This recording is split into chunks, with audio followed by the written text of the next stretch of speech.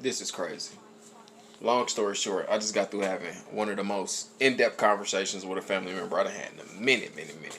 Hollering at my uncle, just telling me about how I disowned his brother, my other uncle, and just, man, make a long story short, this is the new arm, the new tentacle coming off the octopus right now. And this is my new thought. I'm just gonna run with it. I've been wanting to do something like a conversations. I just meet so many interesting people, just outside of my family, just everybody in the world. I be meeting a hella interesting people with dope ass stories, and I've been wanting to kind of save that like in a bottle or like a time capsule. And I figured it's the perfect way. So, without further ado, I'll probably present to you Discussions with D. That's me. Let's go. Basically, man, the shit with your brother, man, he was really on some bullshit. So, one, two, skip a few. You know, he's sick, half dead. He got his leg chopped off or whatever. So, I've been doing research and shit since I've been owning my own business, and I've been looking into like how each races start like generational wealth and pass the money on. Right. So, come to basically the way they do it is when any person gets basically older in your family or they get sick, then you make sure they got a good life insurance policy, make sure everything taken care of. Right. So I hit him up. I'm like, all right, Unc, you got a good life insurance policy, right? You half dead. This nigga said, hold on. This nigga said, nah, Social Security got it. They gonna pay for it. I looked it up online. It say Social Security pay $250. That's it. Like an average funeral now costs about $8,000. So I'm like, Unc, you know when you die, we all gonna be in debt because we gonna have to pay for your dumb ass to bury you. Right. So I'm like, Uncle, you still alive, you got the thing. So basically, one, two, skip a few. I did all the research. I found a place where we can get some good life insurance for him. It was gonna be me, Mom, and Grandma. We always gonna put the bread in. Basically, have him do his last wishes. He basically all he had to do was show up, sign his name. Yeah. We'd have been able to pay for him to bury him, and then on top of that, we'd have had extra money afterward, and then been able to save some, start something with a family type shit, like really. Right. Really start generational wealth, really start the process. Right. So I'm coming to him with the idea. He's like, oh yeah, that is smart. That sounds good, blah, blah, blah. So he like, oh yeah, look into it. Tell me, whatever I got to do. So I look into it. I hit him up like, okay, I got the place. We already got the price. Everything going to be cool. All we need to know, you just should come up and sign your name. You done. So one, two, skip a few.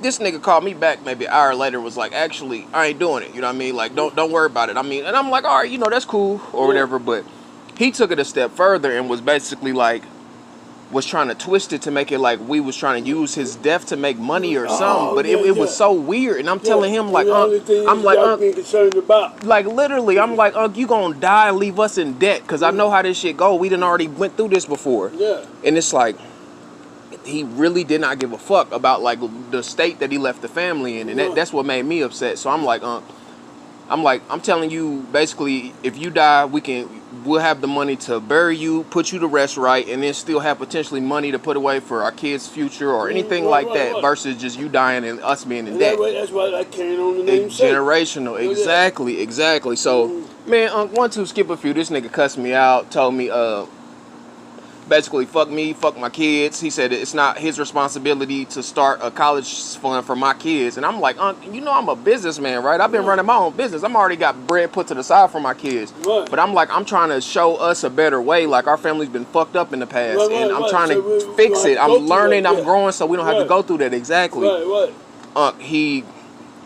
It hurt my soul. I ain't gonna lie to you, because it was to the point that he basically called me back and was like, nah, fuck it. I ain't going to sign it or whatever. I just want to die on my own. Leave me alone. Let me die or whatever. And I'm like, okay, that's cool. You a man. You got every right to do that. But I'm like, also, I don't want nothing to do with you. But as I'm sitting there talking to him, I'm thinking of all the fucked up shit he done in my life. Like, he done stole my child support checks. I almost went to jail because of him. Like, it's been hella shit that's happened. I don't got no record. So he's almost fucked my life up over and over again. So I'm telling him this, and I'm like, right here at the end of your life, you got the chance to make it right. All you got to do is sign your name on a piece of paper, and everything going to be cool. He said, nah, I don't give a fuck. I don't care about making it right. He said, if I had another chance to, I will go back and steal your child support checks again. He told me that, no bullshit, no LOL. I said, damn. No shit. For real? And then he said, to make it even worse, he said, y'all so worried about me being sick and half dead. This nigga, this is what made it worse, and this is why I disowned him. I said, we ain't never going to talk again. He said, you really want to know what's going on? Y'all worried about me being sick? He said, you need to call your Uncle Andrew. He said, or you need to call your Uncle Tony. Or he said, you really need to talk to your grandma. He was basically saying, I know secrets, but basically like family secrets of everybody that's sick or behind the scenes, what's going on with everybody. Right. And basically saying, like, trying to throw that in the face, like, you know, you so worried about me, but you need to be worried about the rest of the family. Everybody got sick or everybody dying or something that you could be trying to help. Right. And I'm like, that was so disrespectful. So disrespectful for him to talk to your about your sister like that. And I mean, like, I know that's your sister, but that's my grandma. I take that shit personal. And he said some of the most I won't even repeat what he said, but he said some of the most disrespectful shit on. She's like, but that's what I respect so much about you. yeah. You've never let your problems become a detriment to the family. You never drug nobody down. You never fucked nobody over. Like, even me personally, you've never done nothing negative to me. I've always looked at you as an uncle and a person with respect. And like a person that carries the family name a certain way. You know what I mean? So for him to do it like that, and to me it was almost like a slap in the face. I was like, damn. That's what it is. And like, I got off the phone, I ain't gonna lie, I hadn't cried since a little cuz Tonio died almost a decade ago. I sobbed. I'm talking about, it hurt my soul to have my uncle really say fuck me and fuck my kids. Like, damn, when I'm trying to do something to help you out, and so we ain't gonna end up fucked up. Like, it was the worst. So it basically makes you feel like, so you probably been feeling this way all along. Exactly. You know, so you just being a scapegoat. I mean, you just hiding behind the shadows and shit. Exactly. You really showing your true feelings and shit by saying this shit. And that's what it was. Yeah. That's exactly what it was. You know, because I mean, you used to talk about me keeping all of us when we doing them drugs and all that shit.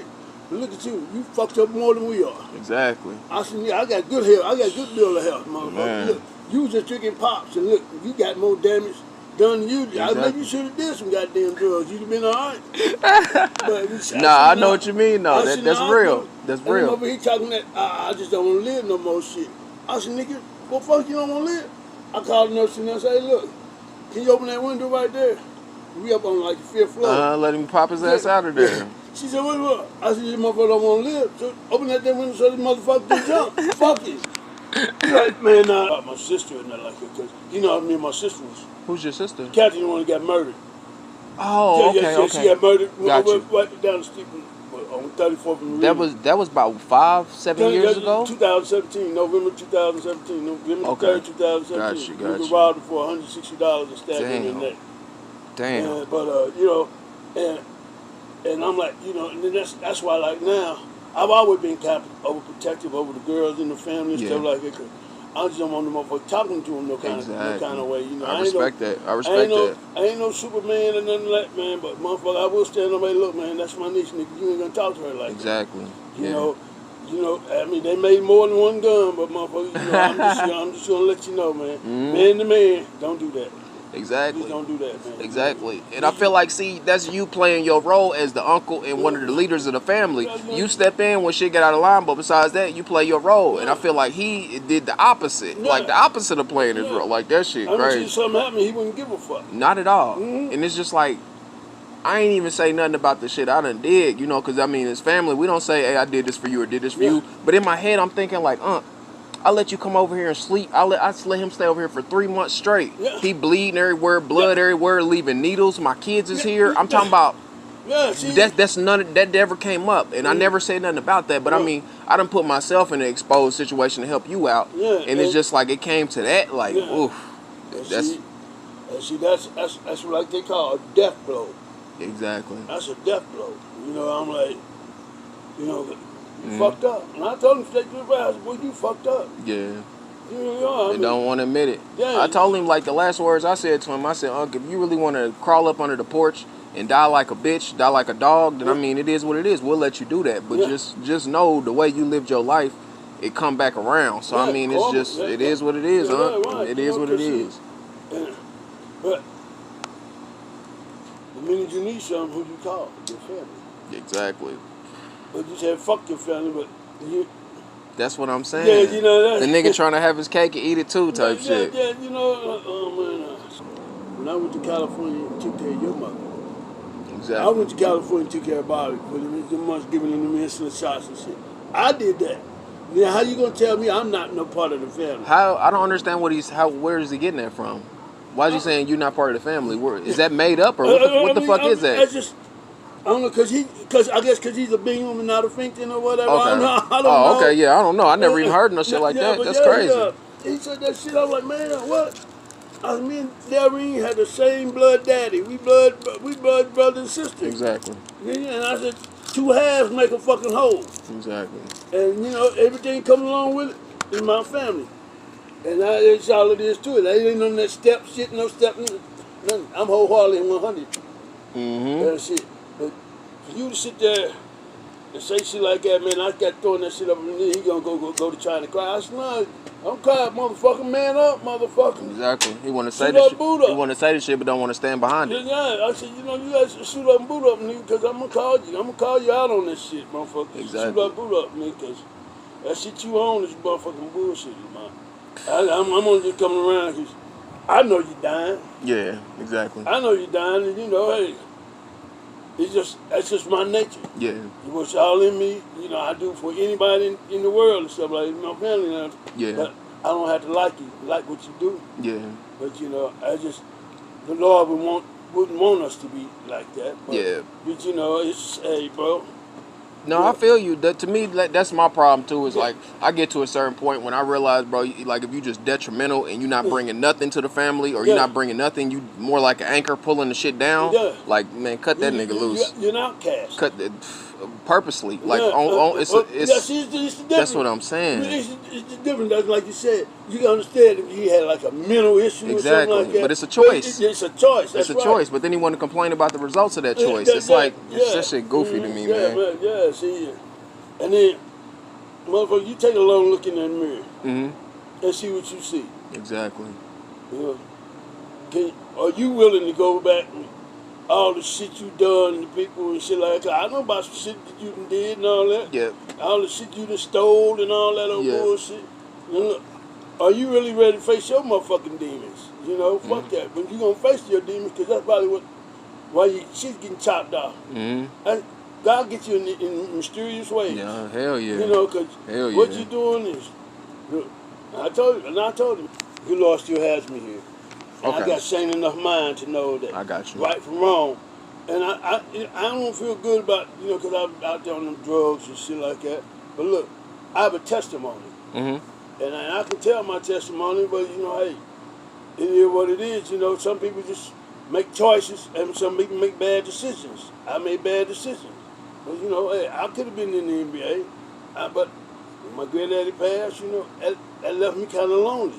I never asked you that, man. Whatever happened to you? Like, did something happen in your life that, because you used to be that nigga in hooping. And it's so crazy to me that, like, something had to happen for you. It was like a split in the road and you took a left instead of a right. Like, what happened? When my granddaddy passed. How old were you? I was 17. Damn. See, when my granddaddy was born more like my biological father passed when I was only 6. And when my daddy... But your granddad raised you?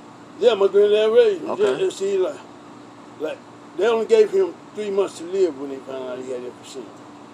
So if they didn't let him operate on him, he would be dead. And my granddad said, you ain't cutting on me because I'll be dead in 2 weeks because pneumonia going to set in. And my granddad lived 2 more years. Damn. For them 2 years, my mama wanted to put my granddaddy in the nurse. I said, no. No, you ain't. I said, Mama, no, I was against it wholeheartedly. We got a hospital bed, put him in that damn dining room. He made sure I had me a basketball court out back. So you ain't got to worry about that boy going nowhere now. Yeah. I said there, whenever he needed to use the bathroom, I did all that. I bathed him. I wiped his ass because he asked all. For 2 years? Yeah. Damn. He said if I ever shit on myself, would you wipe my? He asked all of that at the dinner table. Yeah. I said, I would, Granddaddy. Yeah. And everybody was kind of hesitant. I said, you wipe mine? That's what I'm saying. It comes with that mutual respect. That's what family is, right there. Right. You know, that's what family is. So he did that, and he passed. Me and my sister was at school. My brother came and picked us up. I said, yeah, you know what happened? We got there. Police tried to keep me and my sister out from going in there and seeing. Yeah. I pushed him off. I mean, back the fuck up off me, motherfucker. That's my granddad in there, motherfucker. You got me fucked up. Exactly. I'm in there. Get that goddamn bag on my daddy. What the fuck wrong with that? We trying to wake him up. Yeah. Damn. Boy, and from that point on is when my drinking started. I got you. You know, I was in high school. I mean, I was still killing them on the ball court and shit, but I started having more problems, you know. And then I got to drinking real heavy. I wasn't giving a fuck. I didn't give a fuck. I really hurt anybody got in my way. And, I was a mad individual. I But understand. my only way to release my pain was to go play basketball. That's why I always That played was like basketball. your coping. I got you. Yeah. And then so, after that, then I got in a bad accident on my bicycle. You messed your legs up or something? No, I hit my head. Oh, damn. I had you know what Brookside Park is? Yeah, You know that great big hill in the back of it? Over by the kind of by. Oh yeah, okay. I know what you're talking about. I was on my bike. Okay. I was drunk. You was on the bike drunk, driving drunk on the bike. I was crazy. racing dude on the moped. Went down the hill. Instead of me going straight, I turned.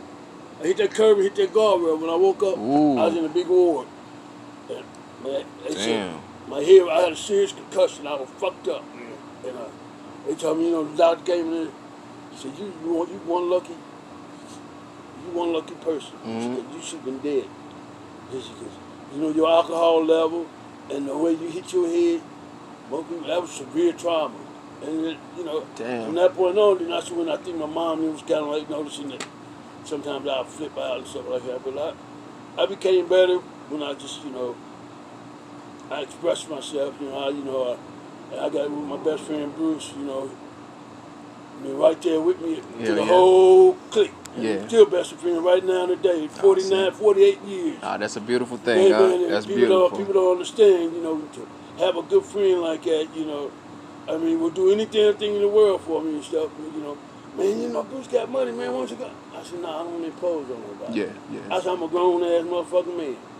If I can't do it get it my damn self, I don't need to be going to somebody else. They got families they got to raise. I respect that. I respect that. I just don't do that. I said, a lot of times when I get in a situation like I said, I'm not going to impose on them. I need to get some help because I need treatment because I'm getting worse and worse. So that's why I was going into rehabs, and I stay in the rehab for a good while. Then I get my own place. Do you think the rehab shit helped? I ain't never been in a rehab. Yeah, but it did to a sense. But my fuck up was I met a girl in the rehab, and you're not supposed to really date while you rehabbing. Because then y'all both gonna go through the same shit and get out and and that's what happened. See, because I was on point. I was doing good. I had my apartment out there in the same connection with what the rehab was. Mm-hmm. She was over there. I'm like, we wasn't together, but I got my own apartment. I was doing good. Ooh. And then we was talking and shit. Then she got her apartment, but she lost her job at St. Vincent.